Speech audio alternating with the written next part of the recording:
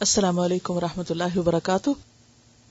نحمده ونصلی علی رسولہ الکریم، اما بعد فاعوذ باللہ من الشیطان الرجیم، بسم اللہ الرحمن الرحیم. کتاب الصیام شروع کرتے ہیں.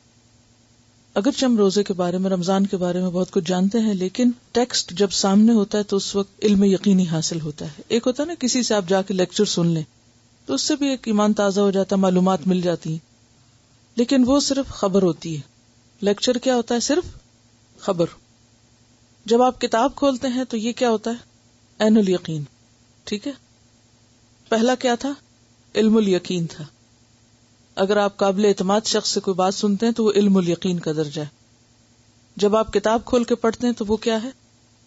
عین الیقین کا درجہ ہے. اور جب آپ اس علم کی حلاوت پاتے ہیں، وہ آپ کے اندر اترتا ہے، آپ اپنے عمل سے اس کی تصدیق کرتے ہیں، تو پھر یہ درجہ کون سا ہے؟ حق الیقین، کہ واقعی آپ نے اس علم کو حق سمجھا ہے، کیونکہ اب آپ اس کو کر رہے ہیں. ٹھیک ہے نا؟ تو زبانی بھی آپ سن لیں گے، لیکن وہ صرف پہلا لیول ہوگا، پرائمری لیول ہوگا، وہ مضبوط علم نہیں ہوگا. اس کے لیے کتاب سامنے کھلی ہونا ضروری ہے. اور پھر اگر کتاب پاس ہو تو انسان کسی کو کوئی چیز بتانے میں بھی پوری طرح کانفیڈنٹ ہوتا ہے کہ یہ میں نے پڑھا ہوا ہے. اس سے اگلا درجہ بھی ہے کہ مثلا جب آپ سیکنڈری بکس پڑھتے ہیں، سیکنڈری سورسز، تو وہ ریفر کرتے ہیں آپ کو پرائمری سورسز کی طرف. کیا مطلب ہے پرائمری سورسز کا؟ اوریجنل کی کہاں سے لی گئی.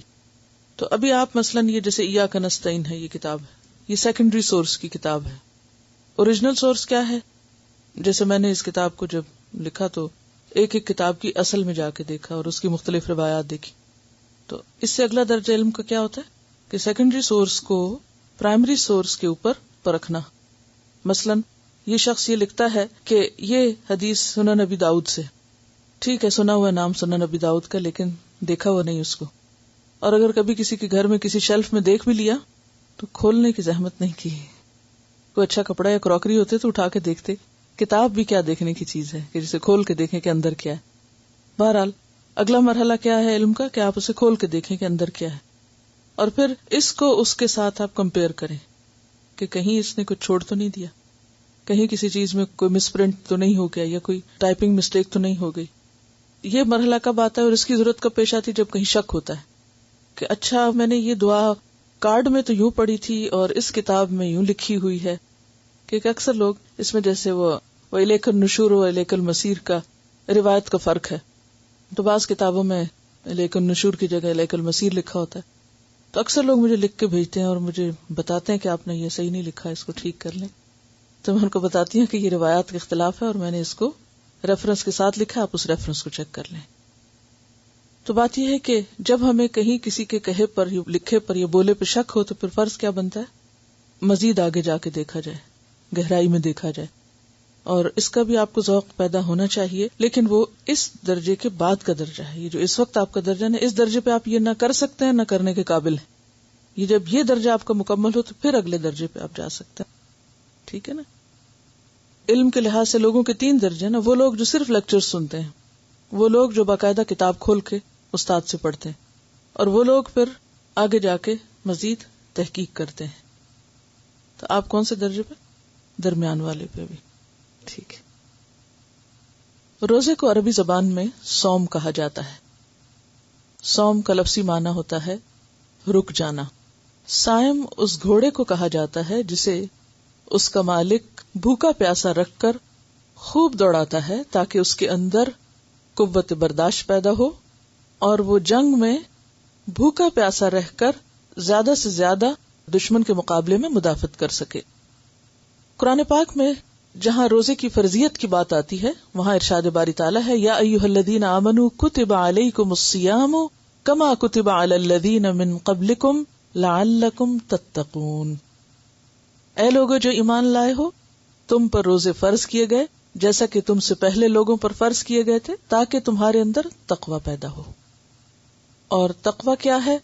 اللہ کے عذاب سے بچنے کے لیے، اللہ کی ناراضگی سے بچنے کے لیے ان کاموں کا اختیار کرنا جو اللہ نے اختیار کرنے کو کہی ہیں، اور ان چیزوں سے رک جانا اور اپنے آپ کو روک لینا جن سے اللہ تعالیٰ کی ناراضگی لازم آتی.